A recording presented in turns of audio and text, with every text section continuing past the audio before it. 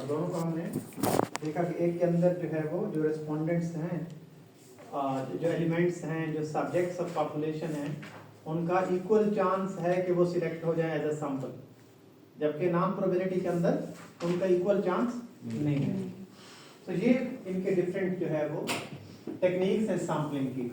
Probability के अंदर simple random, systematic, stratified, cluster और मल्टी स्टेज या डबल सैम्पलिंग। जबकि नॉन प्रोबेबिलिटी के अंदर convenience, judgement, quota, snowball, theoretical भी से कहते हैं। तो जो सिंपल रैंडम है इसका क्या मतलब है? फ्रेम हमने बनाया, हमने टेबल बनाया, हमने लिस्ट बनाई और उसमें से हमने कोई रैंडमली जो है वो पिक कर लिया, ठीक है। जबकि सिस्टमैटिक के अंदर क्या है कि हमने कोई ना कोई उसका कोई फार्मूला, कोई तरीकाकार बना दिया है।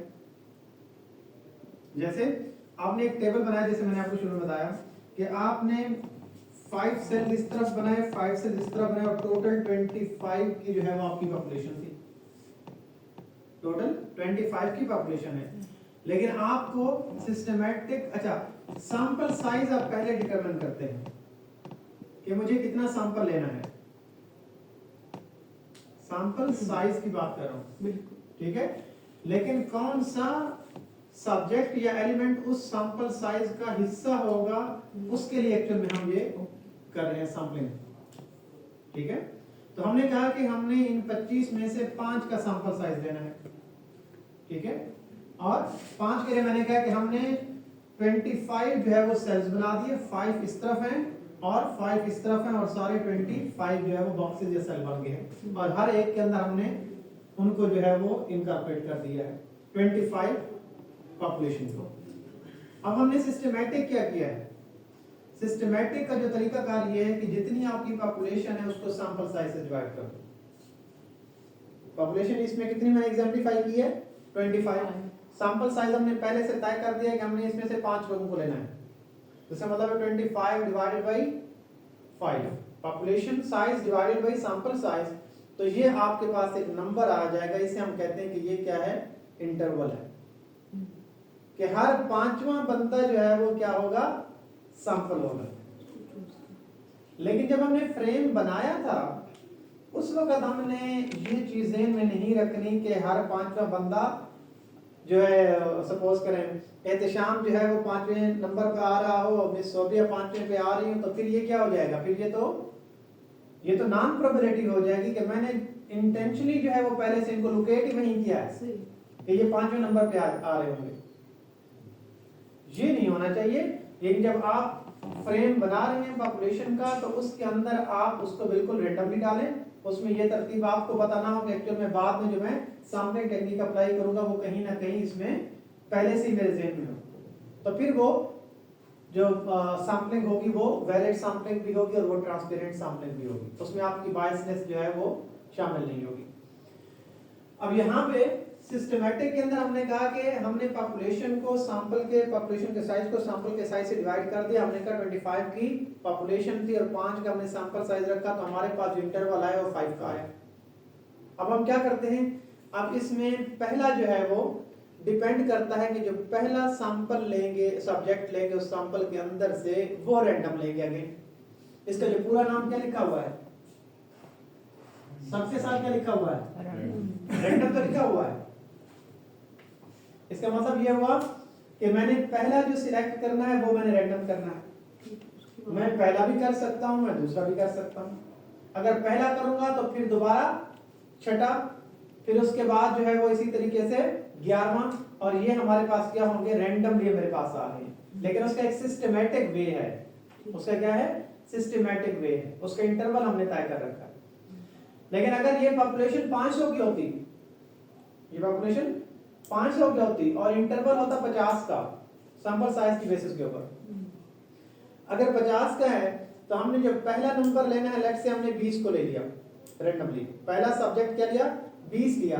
इंटरवल कितना है? 50 का है तो 20। जो दूसरा लेंगे वो 70 लेंगे, जो तीसरा होगा वो 70 प्लस 50 के बाद जो है, तो पहला जो है वो सब्जेक्ट क्या है वो इस सिस्टमैटिक के अंदर हम क्या करेंगे? पहला जो सब्जेक्ट एलिमेंट लेंगे वो रैंडमली लेंगे और उसके बाद फिर हर एक को 5 के इंटरवल से लेंगे। जितना हमने इंटरवल कैलकुलेट करना होगा जी। ओके, उसके बाद है हमारे पास स्ट्रेटिफाइड सैंपलिंग। अच्छा ये है, वरना मैं आपको यहाँ पे ये बना भी देता व्हाइट बोर्ड पे। आई थिंक व्हाइट बोर्ड पे ये नजर आ जाएगा, इतना क्लियर है। आ जाएगा।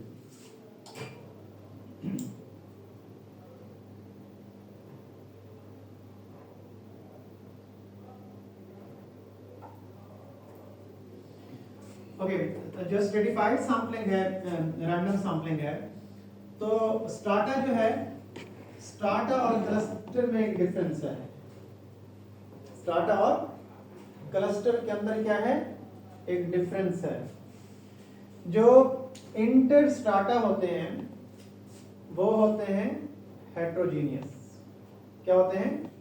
हेट्रोजीनियस, एक दूसरे से क्या है, डिफरेंट है।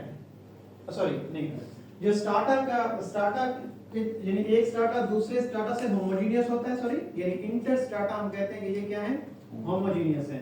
लेकिन एक स्ट्राटा के अंदर जो एलिमेंट्स और सब्जेक्ट होंगे वो हेट्रोजीनियस होंगे। जैसे मैं अगर ये कहूं कि आप एक डिस्ट्रिक्ट के टीएचक्यूज लेना चाहते हैं, 5 टीएचक्यूज है, लेकिन टीएचक्यूज तो सारे क्या हैं, होमोजीनियस हैं, सारे तहसील हेडक्वार्टर्स हैं, ये होमोजीनियस है, तीनों का सेम जो है वो, उसको हमने वो किया हुआ है, नाम दिया हुआ है, डीएचक्यूज हैं।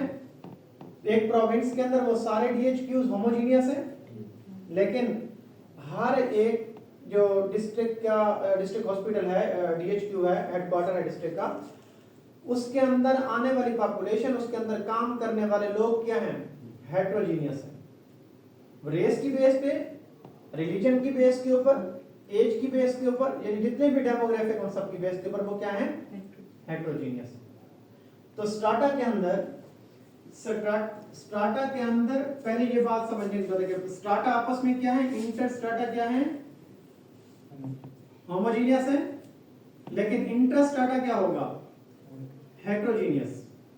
विद इन स्ट्राटा को इंटर स्ट्राटा कहते हैं ना, विद इन के लिए इंट्रा यूज करते हैं ना।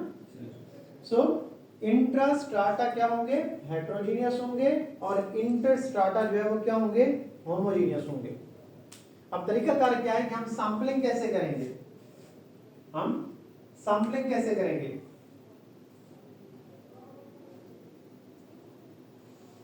अभी मैंने आपको एग्जांपल दी है कि हम पंजाब के सारे डिस्ट्रिक्ट्स को क्या नाम दे दिया हमने, कि ये सारा स्ट्राटास हैं। सपोज करते हैं 140 हैं, ठीक है, पूरे पंजाब के।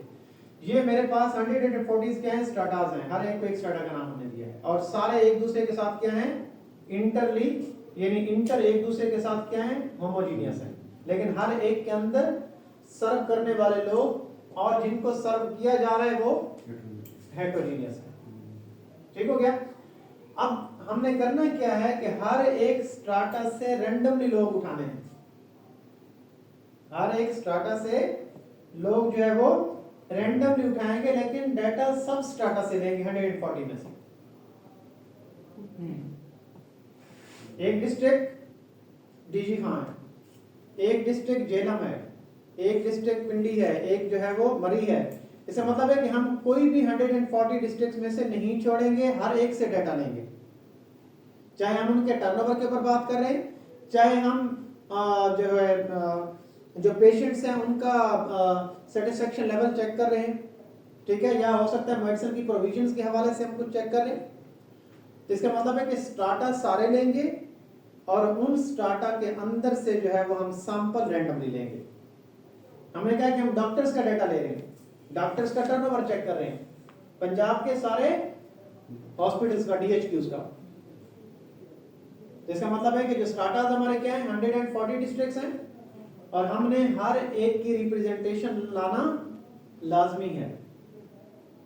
तो इसका मतलब है कि डॉक्टर जो है वो हम साउथ से भी लेंगे, सेंट्रल के सारे से डिस्ट्रिक्ट से लेंगे, और अपर के भी सब डिस्ट्रिक्ट से लेंगे। किसी स्ट्राटा को हम खाली नहीं छोड़ेंगे, क्योंकि एक स्ट्राटा के अंदर जो है वो हेट्रोजेनिटी एग्जिस्ट करती है। अब सारे जगहों का रिस्पांस हमारे पास आना चाहिए, रिप्रेजेंटेशन सबकी होनी चाहिए, ऐसे रिप्रेजेंटेशन होगी ना। क्लस्टर इससे किस तरह से डिफरेंट है। क्लस्टर इसे कहते हैं कि इंटर क्लस्टर जो है वो क्या है, हेट्रोजेनिटी है। इंटर क्लस्टर क्या है? हेट्रोजेनिटी है। एक क्लस्टर दूसरे से क्या है? डिफरेंट है। जिस तरह प्रोविंसेस हैं, जिस तरह प्रोविंसेस हैं, एक प्रोविंस दूसरे से बिल्कुल डिफरेंट है। और आप सबको मालूम है कि किसी बेस के ऊपर उनके नाम भी दिए गए हैं, ऐसे ही है ना? कोई खास रीजन है, कोई खास क्राइटेरिया जिस वजह से एक दूसरे से हमने कहा डिफरेंट है, तो हमने कहा कि इनको हमने क्या नाम दे दिया है? क्लस्टर दे दिया है। लेकिन विद इन क्लस्टर सिस्टम देखिए, मैं आपको बताता हूं। जैसे अभी मैंने THQ और DHQ का बताया है, विद इन क्लस्टर अगर मैं इन चारों को क्लस्टर समझ लेता हूं, चार इकाइयों को, फाउंडेशंस को या चार प्रोविंसेस को, लेकिन उनके अंदर बाकी जो निजाम है, जो सिस्टम है, वो एक जैसा ही प्रिवेल करता है। लोगों की बात अभी नहीं कर रहा। हमने क्या करना है? हमने डिस्ट्रिक्ट की रिप्रेजेंटेशन लेनी है या DHQ की रिप्रेजेंटेशन लेनी है चार प्रोविंसेस के। तो प्रोविंसेस को हमने क्लस्टर कह दिया, जो कि एक दूसरे से क्या है? हेट्रोजीनियस है। लेकिन जो उन प्रोविंसेस के अंदर DHQ है वो क्या है? होमोजीनियस है। सब जो है वो DHQs हैं। अगर THQ लें तो सब क्या है? THQs हैं। तो हम किसी भी THQ को या किसी भी DHQ को लेके फुल फ्लेज को उठा के इनकॉर्पोरेट कर लें। जैसे हम कहते हैं एक डिस्ट्रिक्ट है, एक डिस्ट्रिक्ट के अंदर 25 जो है वो प्राइमरी स्कूल्स हैं। तो प्राइमरी स्कूल तो सब एक जैसे होंगे ना? प्राइमरी स्कूल सब एक जैसे होंगे, और प्राइमरी स्कूल के अंदर पढ़ने वाले बच्चे बिल्कुल डिफरेंट कम्युनिटीज से आए होंगे, पढ़ रहे होंगे। तो हम किसी एक स्कूल को भी एज अ सैंपल ले लेते हैं फुल फ्लेज, यानी 25 स्कूल में से 5 स्कूल को एज अ रिप्रेजेंटेशन ले लेते हैं, तो तब भी सबकी रिप्रेजेंटेशन हो जाएगी। यानी फुल फ्लेज क्लस्टर जो है वो हमने यहाँ पे उठाया है। स्ट्राटा के अंदर क्या किया हमने? एक स्ट्राटा के अंदर से हमने फिर रैंडमली सिलेक्ट किए हैं। यहाँ हमने स्कूलों को क्या नाम दिया है कि ये स्कूल क्या है? क्लस्टर है। हमने कहा 25 क्लस्टर है हमारे पास। हम उन 25 में से 5 क्लस्टर फुल फ्लेज उठा लेते हैं।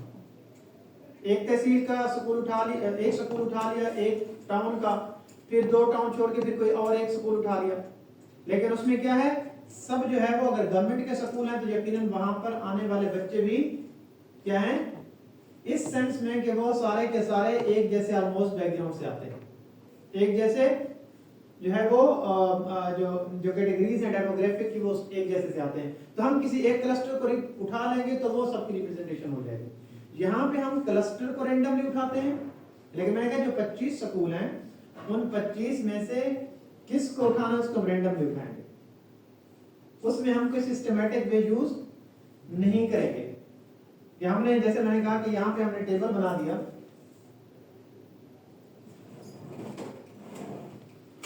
मुबारक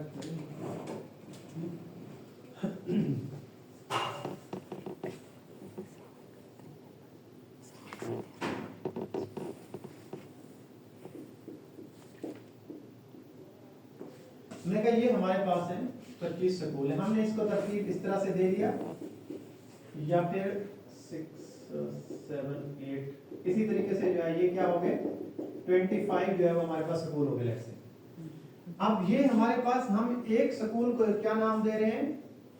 क्लस्टर। तो ये हमारा क्लस्टर है, ऐसे ही है ना? और क्लस्टर जो है वो इनके अंदर आने वाले लोग इस स्कूल के अंदर भी, इस स्कूल के अंदर भी, इस स्कूल के अंदर भी आने वाली पॉपुलेशन एक जैसी है, ठीक है? लेकिन स्कूल क्या है? एक दूसरे से डिफरेंट है। अगर डिफरेंट है लेकिन उनके अंदर आने वाली पॉपुलेशन एक जैसी है, तो चाहे मैं इस क्लस्टर से रिस्पांस ले लूं, पूरे क्लस्टर से, इस क्लस्टर से रिस्पांस ले लूं, इस क्लस्टर से रिस्पांस ले लूं, इस क्लस्टर से और इस क्लस्टर से रिस्पांस ले लूं, तो मेरे पास टोटल 25 का रिस्पांस आ गया। सबकी रिप्रेजेंटेशन हो गई है, क्योंकि जो पॉपुलेशन, जैसी पॉपुलेशन यहां पड़ती है वैसी पॉपुलेशन यहां पड़ती है, जैसी पॉपुलेशन यहां पे पड़ती है वैसी पॉपुलेशन यहां भी पड़ती है। हाँ, लेकिन अगर आप ऐसा कर दें कि 25 गवर्नमेंट स्कूल हैं और 25 क्या हैं?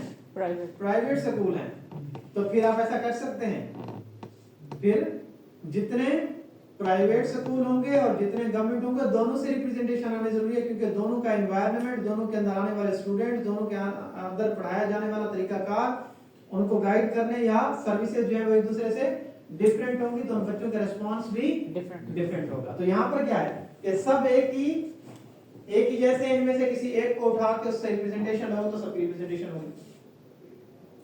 लेकिन स्ट्राटा के अंदर हमने क्या किया है कि अगर ये स्ट्राटा था लेकिन इसके अंदर क्या था, हेट्रोजेनिटी थी, इसके अंदर क्या थी, हेट्रोजेनिटी थी, तो हेट्रोजेनिटी इसके अंदर है, इसके अंदर भी हेट्रोजेनिटी, तो हमने कहा कि हम क्या करते हैं कि इनके अंदर अगर ये एक दूसरे से क्या है, डिफरेंट है, तो यहां से हम रैंडमली उठा लेते हैं हर एक क्लस्टर में से, ताकि सबकी रिप्रेजेंटेशन हो जाए, क्योंकि एक दूसरे से क्या है, डिफरेंट है। ओके, सो ये हमारे पास था स्ट्रेटिफाइड रैंडम सैंपलिंग और क्लस्टर सैंपलिंग में मेरे पास हो गए ना, एक और मैं आपको समझा दूं, फिर भी अगर आपको समझ नहीं आता इसमें,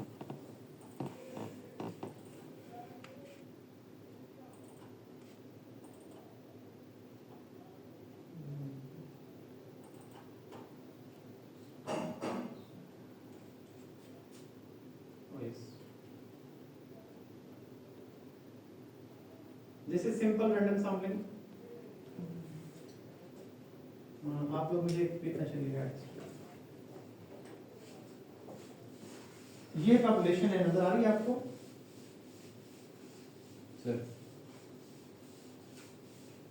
यहाँ पे पॉपुलेशन को हमने एक फ्रेम के अंदर डाला है, लेकिन हमने उसको सिस्टमैटिक कोई टेबल नहीं बनाया उसका, उनको उसको इन लिस्ट हमने नहीं किया, 1 2 3 नंबर नहीं दिए, बस हमें पता था कि ये 1000 लोग हैं, और उनमें से हमने क्या किए, इन लोगों को रैंडमली क्या कर लिया है, सिलेक्ट कर लिया है। लेकिन अगर हमने फ्रेम बनाया हो, तो ये फ्रेम आपको नजर आ रहा है, लिस्ट इन लिस्ट किया है और उसको कोई सिस्टमैटिक वे में डाला है, तो ये देख रहे हैं ये सारे के सारे क्या हैं, ये पॉपुलेशन का एक एलिमेंट है या सब्जेक्ट है, और हमने सबका एक फ्रेम बना दिया, इसे सैंपलिंग फ्रेम इसी को कहते हैं, इसको भी सैंपलिंग फ्रेम कहते हैं। ये थोड़ा सिस्टमैटिक है और ये सिस्टमैटिक नहीं है।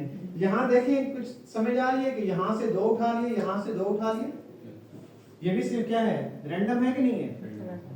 अब चलते हैं सिस्टमैटिक को, ये देखिए कुछ बात समझ आ रही है कि हर 5वें को क्या किया जा रहा है, सिलेक्ट किया जा रहा है।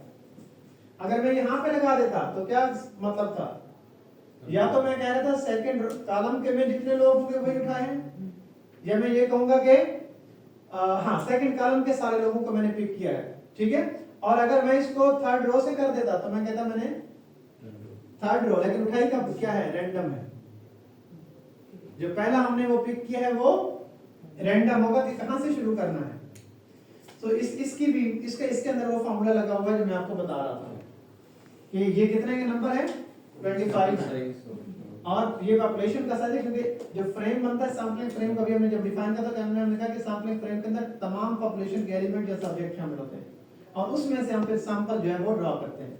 अब ये 25 की क्या है, पॉपुलेशन है, और इसमें से फिर ये हमने 5 पिक किए, ये क्या है हमारा सैंपल है। इसे हम कहते हैं कि ये क्या है, किसी लॉजिक के थ्रू, किसी सिस्टम के थ्रू जो है वो हमने इसको ड्रॉ किया है। देखिए क्या लिखा हुआ है इसके अंदर। अच्छा, ये आपको मालूम है कि ये स्लाइड्स किसकी हैं, ये अंडर ग्रेड्स के स्टूडेंट्स की स्लाइड्स हैं, और वो आपकी स्लाइड्स हैं। तो अभी मुझे लग रहा था शायद आप कंफ्यूज हो रहे होंगे, तो तभी मैंने ये वहां से उठाई है। क्या लिखा हुआ है कि ये क्या है, इंटर क्लस्टर अमंग ग्रुप्स क्या होनी चाहिए, होमोजेनिटी होनी चाहिए। आप फिर क्या करें, उन्हीं में से किसी एक को पिक कर लें, वो सबकी रिप्रेजेंटेशन हो जाएगी। क्यों, क्योंकि उस इंट्रा क्लस्टर के अंदर विद इन ग्रुप्स क्या है, हेट्रोजेनिटी है, हर तरह के लोग उसके अंदर शामिल हैं। तो आपके ने 25 स्कूल, गवर्नमेंट स्कूल में से अगर 5 ले लिए तो इसका मतलब सबकी रिप्रेजेंटेशन होगी। क्यों, क्योंकि हर एक क्लस्टर जो है वो दूसरे क्लस्टर जैसा था, होमोजेनियस था, लेकिन एक क्लस्टर के अंदर जो लोग थे वो क्या थे, हेट्रोजेनियस थे। तो हमने एक क्लस्टर उठा लिया, इसका मतलब है कि वो जो हेट्रोजेनियस लोग थे, रेस्पोंडेंट थे, वो सब के सब मेरे पास आ गए। टोटल 25 स्कूलों की जो टोटल नंबर्स थे वो 10,000 थे, मुझे 1000 चाहिए थे, तो मैंने अब 5 स्कूल लिए हैं जो एक्चुअल में सबको रिप्रेजेंट कर रहे थे, क्योंकि विद इन स्कूल क्या थी, हेट्रोजेनिटी थी। यहां ये भी आपको नजर आ जाएगा। देखें इसका मतलब है कि यहाँ पर भी हेट्रोजेनिटी है, लेकिन हमने कहा कि ये क्या है, ये एक क्लस्टर है, ये एलिमेंट भी नहीं है। ये क्या है, एलिमेंट या सब्जेक्ट ऑफ पॉपुलेशन नहीं है, बल्कि क्या है, एक फुल फ्लेज क्लस्टर है। इसके अंदर क्या है, एलिमेंट्स ऑफ पॉपुलेशन और है।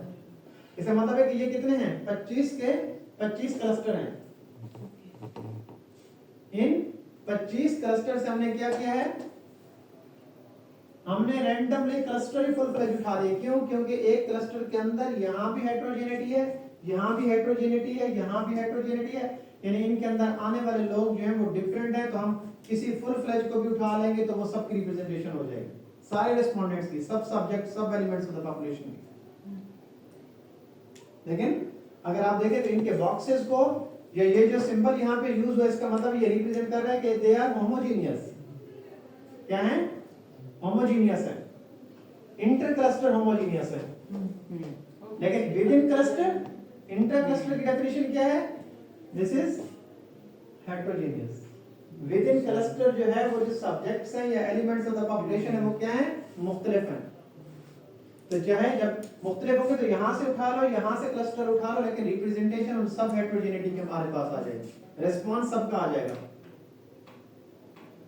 जैसे मैंने कहा कि स्कूल है, इसके अंदर मुस्लिम्स के बच्चे भी पढ़ते हैं, नॉन मुस्लिम के भी पढ़ते हैं, और इसके अंदर जो है वो रेस के हवाले से कहें या रिलीजन के हवाले से कहें या किसी दूसरे एस्पेक्ट से देखें, डेमोग्राफिक से, तो हर तरह के बच्चे पढ़ते हैं उसमें, किसी को पाबंदी नहीं है। कभी स्कूल के बाहर लिखा होता है कि नहीं फलां उसका जो है वो स्टूडेंट नहीं आ सकता, इसमें मतलब सबकी रिप्रेजेंटेशन होगी।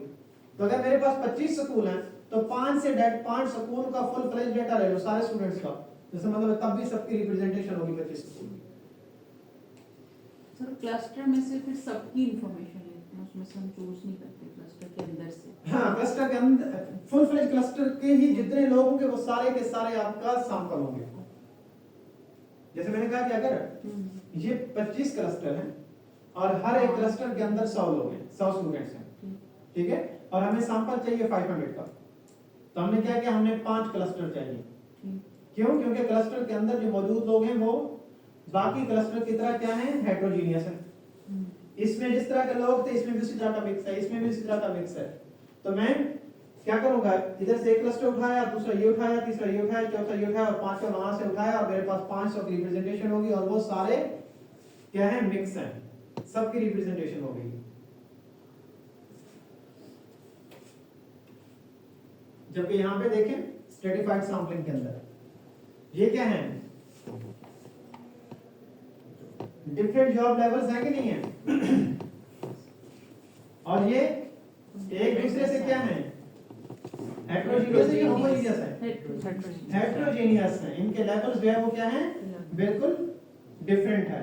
और उसके बाद में क्या लिखा हुआ है, इसमें जो नंबर ऑफ एलिमेंट्स हैं, हर एक स्ट्राटा, इसको हम स्ट्राटा का नाम कह देते हैं कि ये क्या है, ये स्ट्राटा है, ये स्ट्राटा है, ये स्ट्राटा है, ये स्ट्राटा है और ये स्ट्राटा है। और हर एक स्ट्राटा से भी हम कुछ प्रोपोर्शन ले लेते हैं। क्यों? क्योंकि इसके अंदर जो 10 लोग हैं वो एक जैसे हैं, am I right? इसके अंदर मिडिल मैनेजमेंट के 30 लोग जो हैं वो एक जैसे हैं। विद इन स्ट्राटा क्या है, होमोजेनिटी है, और इंटर स्ट्राटा क्या है, हेट्रोजेनिटी है। तो हम इसका पोर्शन भी ले लेते हैं, इसका भी ले लेते हैं, इसका भी ले लेते हैं, इसका भी, और सबकी फिर ऑटोमेटिकली रिप्रेजेंटेशन हो जाएगी। क्या लिखा हुआ है, प्रोपोर्शनेट 20%, इसका 20%, इसका 20%, इसका 20%, तो सबकी क्या होगी, रिप्रेजेंटेशन होगी। सर स्टार्टर में हम अवॉइड नहीं कर सकते, हमें हर हाल में सिलेक्ट करना है, हर किसी को कुछ ना कुछ पोर्शन। हाँ, नहीं, अगर हमें ये कहें कि ये स्टार्टास है, सपोज करें, यस सर, ठीक है, अगर स्टार्टास होंगे तो ये स्टार्टा टॉप मैनेजमेंट का नहीं करेगा, हम ये कहते हैं, सपोज करते हैं, बल्कि इस तरह मैं कह देता हूँ कि मैं सेक्टर के हिसाब से कह देता हूँ, ठीक है, मैं कहता हूँ एक सीमेंट सेक्टर है, एक फाइनेंस सेक्टर है, ठीक है, और इसी तरीके से एक एजुकेशन सेक्टर है।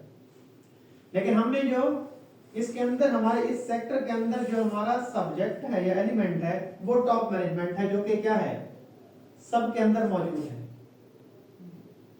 टॉप मैनेजमेंट क्या है, सबके अंदर मौजूद है। लेकिन यहां पर क्या थे, हमारे पास ये सारे डिफरेंट थे, और यहां पर विद इन दैट ये क्या थे, लेकिन इनके अंदर टॉप मैनेजमेंट सबके अंदर शामिल है। अब सबके अंदर शामिल है तो इसका मतलब है कि फिर हम क्या करते हैं, हम चाहे यहां से उठा लें यहां से उठा लें तो वो सबकी रिप्रेजेंटेशन टॉप मैनेजमेंट की हो जाएगी, क्योंकि लेवल क्या है उन सबका सेम है। चाहे इससे उठा लें, इससे उठा लें या इससे, वो इससे उठाएंगे तब भी टॉप मैनेजमेंट के लोग हैं, इससे उठाएं तब भी टॉप मैनेजमेंट के लोग हैं। तो रिप्रेजेंटेशन क्या होगी, अगर एक की उठाई तो बाकी की भी रिप्रेजेंटेशन हो जाएगी। ठीक है,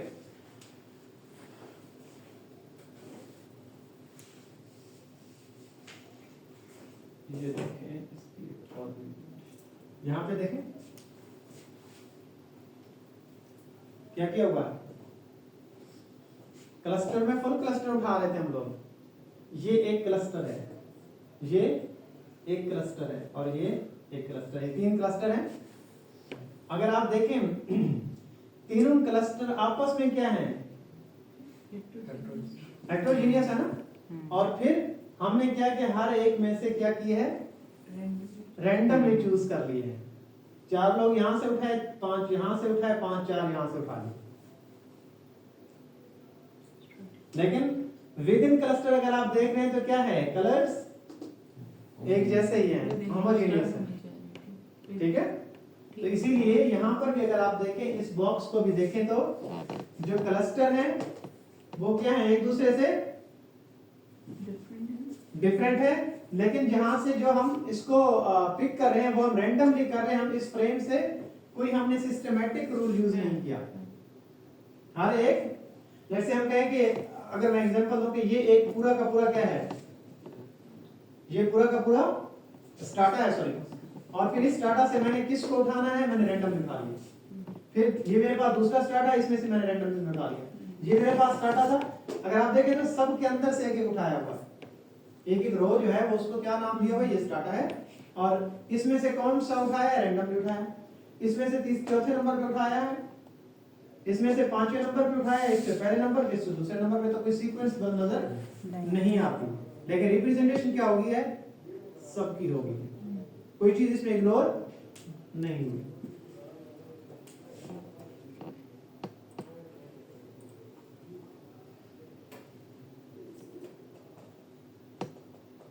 अच्छा, जो इससे ओके, क्लस्टर, उसके बाद है मल्टी स्टेज क्लस्टर या डबल सैंपलिंग।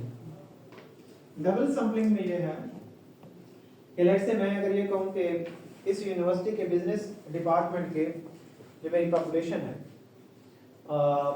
उनसे मैंने पहले एक क्वेश्चनर फिल करवा के रिस्पांस लिया है, कितने से, 1000 स्टूडेंट से। और बाद में मैं क्या करता हूं, मैं कहता हूं कि नहीं, मैं इस इंफॉर्मेशन को जरा वैलिडेट करता हूं, मैं सैंपल दोबारा ले लेता हूं और बच्चों से उनके अपने मुंह से सुनना चाहता हूं उनकी ऑब्जर्वेशन क्या है। मैंने क्या किया, उन 1000 में से 100 स्टूडेंट को इंटरव्यू के लिए बुला लिया।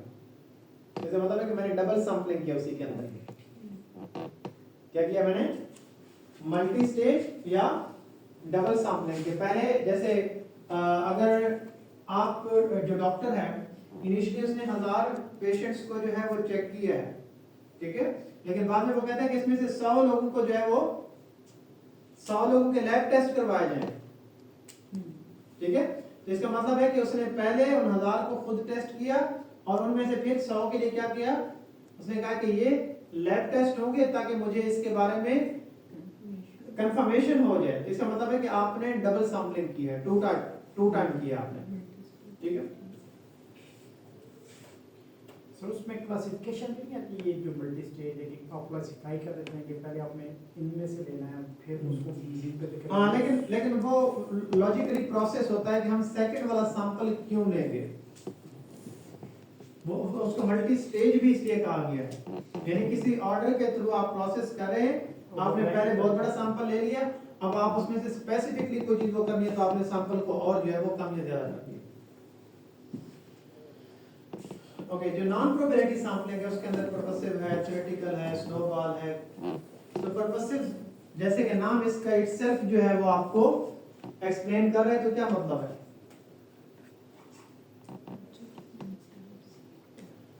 मुझे इंफॉर्मेशन चाहिए कि कितने लोगों का पासपोर्ट पाकिस्तान में बना हुआ है, राइट। इसका मतलब ये है कि मैं कहाँ से इंफॉर्मेशन ले सकता हूँ। सर नादरा अगर आप लोगों से मैं पूछूं आप लोगों से पूछूं सही है ना? नादरा नादरा से। यस सर इसका मतलब है मेरा पर्पस फुलफिल इस सैंपल से हो रहा है कि नहीं हो रहा। तो this is known as purposive sampling. इसको बायस, ये बायस भी हो जाएगा ना कि 4 लोग और भी तो बैठे थे, उनको क्यों सिलेक्ट किया है? क्यों? क्योंकि मेरे पर्पस का पर्सन ही वही है। This is known as purposive sampling. और वो हम ये नहीं, अच्छा पर्पसिव में ये भी नहीं होता आमतौर पर, तो रिसर्च के अंदर ये अनएथिकल भी हो जाता है। और जो जिसे हम साइंटिफिक रिसर्च कहते हैं, तो साइंटिफिक रिसर्च के अंदर हम ये कहते हैं कि हर चीज जो प्रोसीजर का हिस्सा है वो हम करेंगे, लेकिन यहाँ पर समटाइम हम कॉस्ट और टाइम की कंस्ट्रेंट की वजह से भी पर्पसिव सैंपलिंग करते हैं कि मेरा बहुत ज्यादा टाइम ना लग जाए और मेरी कुछ कॉस्ट भी बच जाए। मुझे ट्रैवल करना है, किसी और बंदे को कराची से जाके इंटरव्यू करना है, तो मैं इसी तरह के बंदे का जो थोड़ा बहुत मिलता जुलता हो मेरे क्राइटेरिया के मुताबिक, तो मैं यहाँ से इंटरव्यू कर लेता हूँ। तो मेरा टाइम भी बच जाएगा और मेरी कॉस्ट भी बच जाएगी। ठीक है। और इसको दूसरा नाम क्या, दो और नाम इसे क्या देते हैं, जैसे जजमेंटल और सिलेक्टिव सैंपलिंग। कि हम ये मैंने इसको पर्पस से क्यों कहा है, इसका मतलब मेरी अपनी जजमेंट है कि यही रेलेवेंट पर्सन है जो मुझे रिस्पांस सही देगा। और इन चारों से मैंने रैंडमली नहीं उठाया, बल्कि मैंने क्या किया है, मैंने इलेक्ट नहीं किया बल्कि मैंने सिलेक्ट किया है। तो इसका मतलब है कि मेरे पास जो है वो ऑप्शंस थी, लेकिन मैंने उससे रैंडमली सबको रिप्रेजेंट नहीं किया, लेकिन मुझे ये लगा कि ये एप्रोप्रिएट है, तभी मैंने इसे पिक किया। Efforts are made to include the typical subject. Sampling is based on the researcher's own judgment. कि क्या जिस इंडिविजुअल को मैं रिस्पांस लेने के लिए, और ये अभी मैंने आपको कहा ना कि क्वालिटेटिव रिसर्च के अंदर ऐसा है, non probability sampling qualitative research के लिए ही जनरली यूज होती है। थ्योरेटिकल सैंपलिंग ग्राउंडेड थ्योरी के अंदर आपकी बात आ गई कि नंबर ऑफ रिस्पोंडेंट्स कितने होने चाहिए क्वालिटेटिव रिसर्च के अंदर, तो इसे हम कहते हैं ये थ्योरेटिकल सैंपलिंग है। क्या सैंपलिंग है कि मैंने अपनी मर्जी से पर्पसिव सैंपलिंग की, और फिर मैंने थ्योरेटिकली इस सेंस में कि भाई मेरा ऑब्जेक्टिव फुलफिल इससे हो रहा है, और जो रिस्पांस मिलने जा रहे थे एक्सपर्ट ऑफ द फील्ड से, जहां तक सैचुरेशन हो जाए कि मेरा वही सैंपल है, जो कुछ मुझे नया नहीं मिलेगा तो मैं वहीं पर अपना सैंपल साइज भी रोक दूंगा, और फिर सैंपलिंग टेक्निक में मुझे और लोगों तक जाने की जरूरत भी नहीं है, यानी मैं अब और कोई क्राइटेरिया जो है वो सेट करने की जरूरत नहीं है। So data are gathered from any individual group that can provide the relevant data for theory generation. The sample is saturated when the data collection is complete based on the researcher's expectation. कि मैं explore करना चाह रहा था, in depth information लेना चाह रहा था, वो मेरे पास आ गई है, मुझे इससे बियॉन्ड जाने की जरूरत नहीं है। Diversity in the sample is encourage qualitative research के अंदर। जैसे मैंने कहा कि अगर एक एक्सपर्ट यहाँ पर मौजूद है, एक एक्सपर्ट कराची में है, एक जो है वो किसी और प्रोविंस के अंदर है, तो मुझे क्या करना चाहिए, मुझे इन सबको लेना चाहिए, रेस की बेस पे लेना चाहिए, रिलीजन की बेस पे लेना। उससे वजह क्या होती है कि आपके पास मल्टी एस्पेक्ट से जो है वो रिस्पॉन्स आए, डिफरेंट डायमेंशन, ताकि ज्यादा से ज्यादा थ्योरेटिकल कंट्रीब्यूशन हो आपकी। ऐसे ही है ना, तो ये डिफरेंट ओपिनियन आना, ज्यादा से ज्यादा जितनी डिफरेंट ओपिनियन आएंगे आपकी स्टडी उतनी बेहतर होती चली जाएगी। After initial survey show brand loyalty trends, the researcher target 8 premium buyers for deeper insight on decision making। क्या आपने initial survey किया brand loyalty के trends के ऊपर? The researcher target 8 premium buyers। कौन से वाले? जो ये समझते हैं कि ये रूटीन के हैं और इनका बहुत ज्यादा एक्सपीरियंस है, बहुत एक्सपेंस भी करते हैं, और इसके साथ इनकी इस ब्रांड के साथ लॉयल्टी भी है, और ये सही रिस्पॉन्स देंगे मुझे, एजुकेटेड भी हैं, नॉलेजेबल हैं, और उसके बाद जो है वो ये स्पेंड भी करते हैं, और इन ये जो है वो कोई ऐसी चीज अपने पास लेंगे, ये सब मुझे बता देंगे। इसे हम कहते हैं कि ये क्या है, थ्योरेटिकल, कि मेरे पास ज्यादा से ज्यादा डायमेंशन और सही तरीके से इंफॉर्मेशन जब तक आती रहे उसी को मैं सैंपल कंसीडर करूंगा। और स्नोबॉल का मैं पहले आपको एग्जांपल क्लास में दे चुका हूं, वो रेफरल का जो तरीका कार है।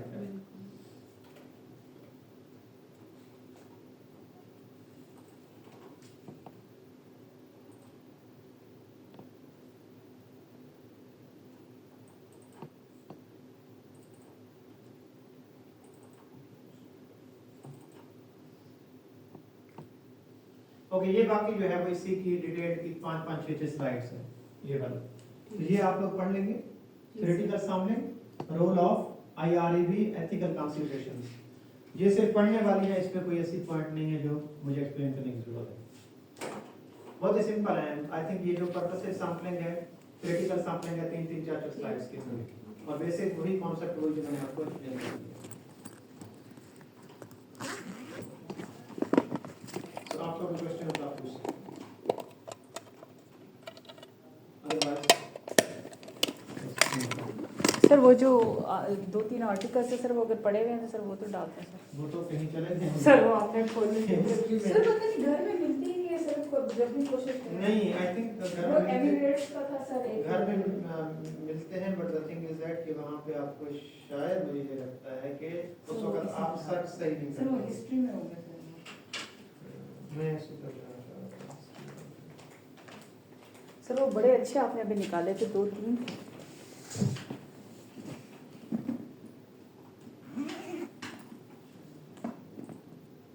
सर अगली तो फिर कोशिश करूंगी कि इंट्रोडक्शन सही हो जाए ना करे। इंशाल्लाह सर। करना है इसको। जी सर करना है जी। वो तो फिर यही है ना कि रात को दुआ मांग के सोए और सुबह दुआ पढ़ा हो।